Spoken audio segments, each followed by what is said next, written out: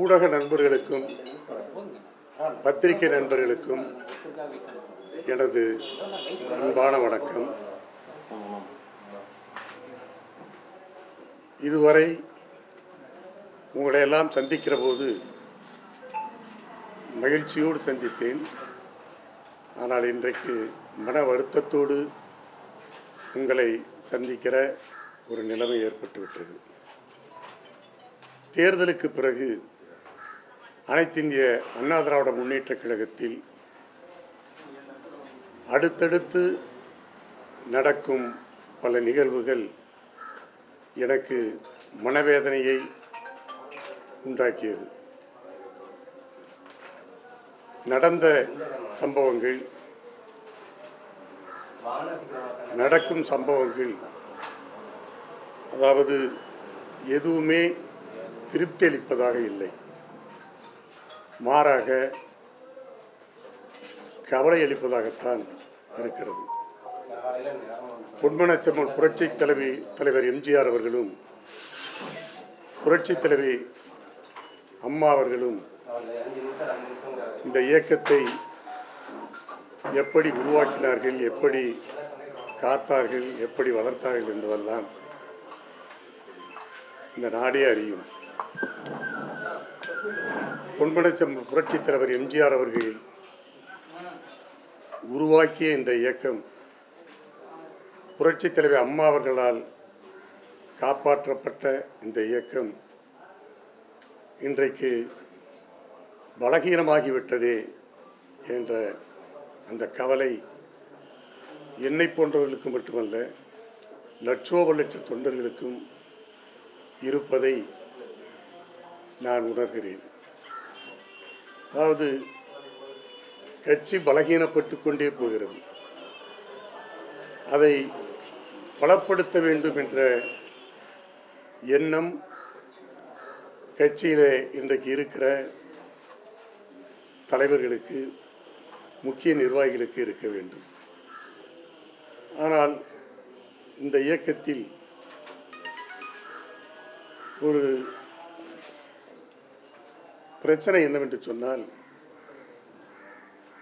தலைவர்கள், மூத்த நிர்வாகிகள் இடையே இருக்கிற அந்த ஈகோ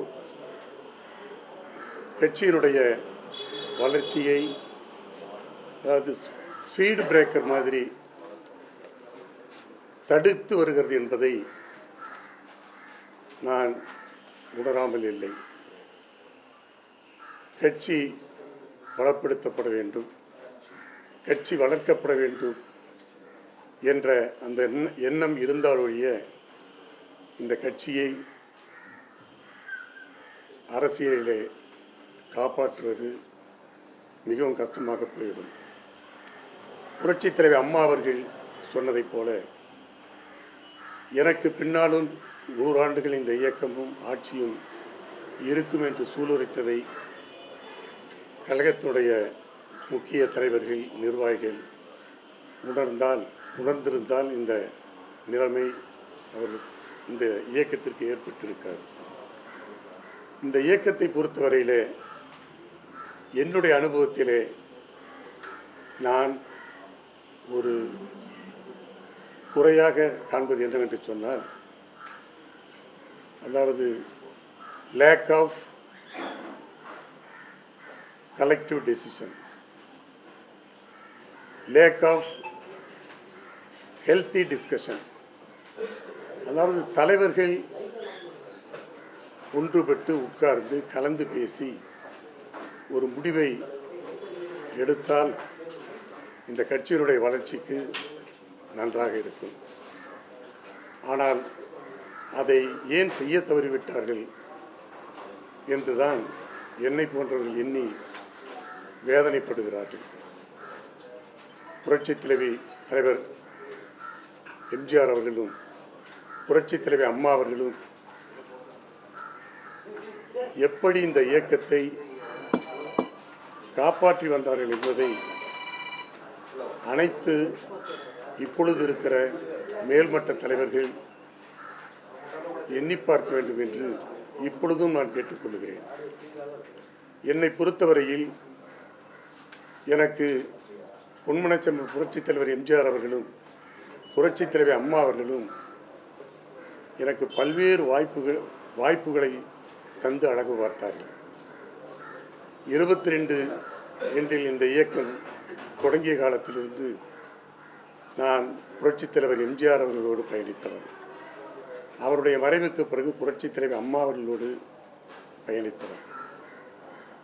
எனவே இந்த இயக்கத்திலே இன்றைக்கு நான் வேதனையோடு கனத்த இதயத்தோடு பொறுப்பிலிருந்தும் கட்சியிலிருந்து விலகுகிற முடிவை எடுத்திருக்கிறேன் என்று சொன்னால், நான் முதலிலே அந்த 2 மாபெரும் ஆளுமைமிக்க தலைவர்களின் ஆன்மாக்களுக்கு என்னுடைய வருத்தத்தை தெரிவித்து அந்த ஆன்மாக்களிடம் என்னுடைய மன்னிப்பை நான் கேட்டுக்கொள்ள கடமைப்பட்டவனாக இருக்கிறேன்.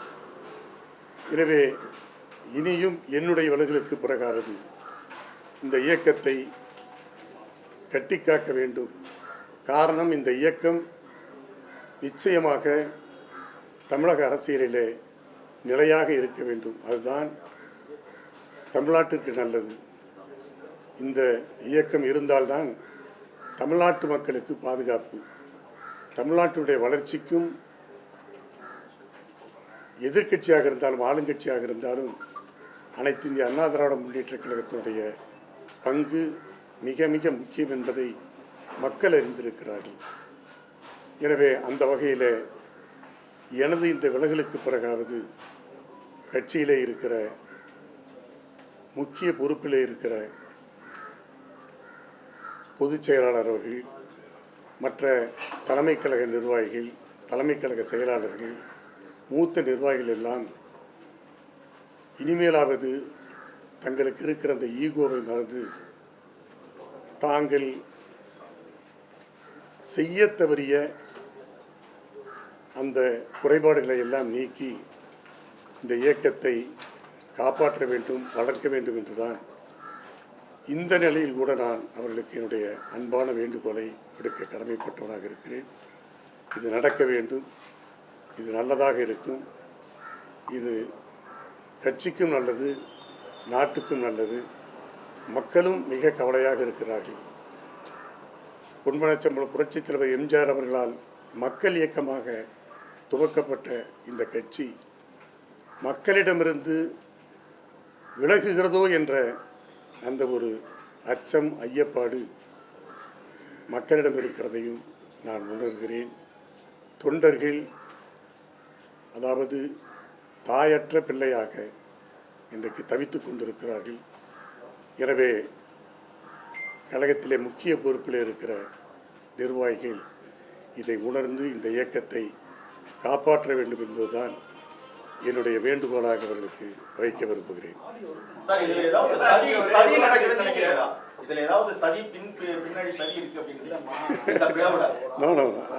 அப்படி நான் நினைக்கவில்லை. இதில் சதிக்கு என்ன இருக்கிறது?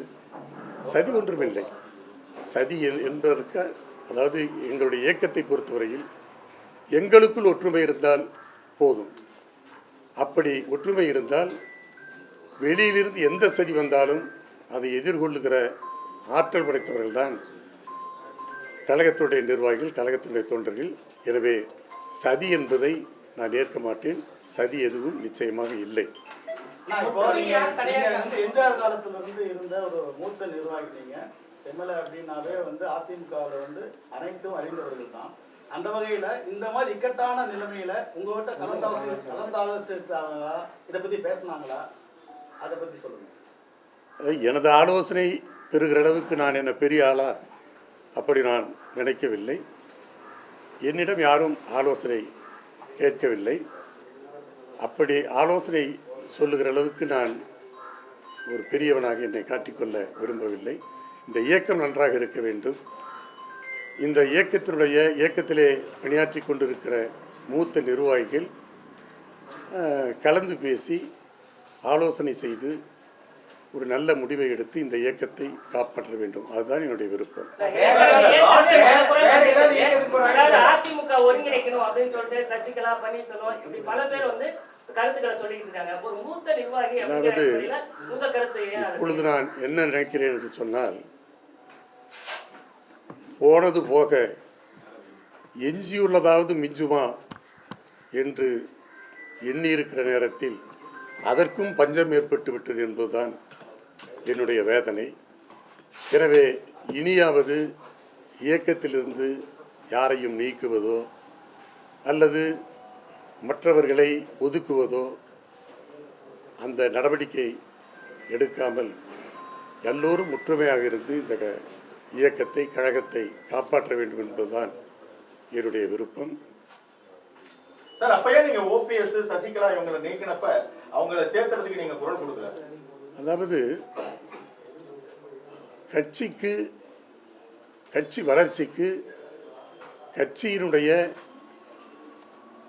வளர்ச்சி மட்டுமல்ல, மக்கள் ஏற்றுக்கொள்ளுகிற வகையில் கட்சிக்கு குந்தகமாக இருக்கிறவர்கள் யாராயிருந்தாலும் அது ஏற்றுக்கொள்ளக்கூடாது. அது நான் யாரையும் குறிப்பிட்டு சொல்லவில்லை. கட்சிக்கு குந்தக விளைவிக்கிறவர்கள் அல்லது கட்சியை தங்களுடைய கட்டுப்பாட்டிலே கொண்டு வந்து, அதாவது கிராமத்திலே சொல்வதை போல நாட்டாண்மை செய்கிற அந்த மனநிலை இருக்கக்கூடாது என்பதால் தான் சில நேரங்களிலே தவிர்க்க முடியாத நிலையிலே சில பேரை கட்சியில் சேர்ப்பதற்கு அப்பொழுது நாங்கள் ஆர்வம் காட்டவில்லை. அந்த நிலை தான் எனக்கும் ஏற்பட்டது. எனவே கட்சியினுடைய நலன் கருதி, ஆக அனைவரும் கட்சியினுடைய நலனை கருத வேண்டும், கட்சியினுடைய நலனை எண்ணி பார்க்க வேண்டும். காரணம், கட்சியால் தங்களுடைய நலனை முன்னிறுத்தக்கூடாது. கட்சியை வைத்து தங்களுடைய நலனை முன்னிறுத்தி கட்சியை பின்னுக்கு தள்ளிவிடக்கூடாது. அந்த வகையில்தான் சில பேர்களை சில நேரங்களிலே நாங்கள் தவிர்த்தோம். சில நேரங்களிலே அவர்கள் திருந்தி அல்லது ஏற்றுக்கொள்ளுகிற வகையிலே நடந்து கொண்டால் எல்லோரும் சேர்ந்து ஒற்றுமையாக இருந்து இந்த இயக்கத்திற்கு பாடுபடுவதும் நல்லதுதான்.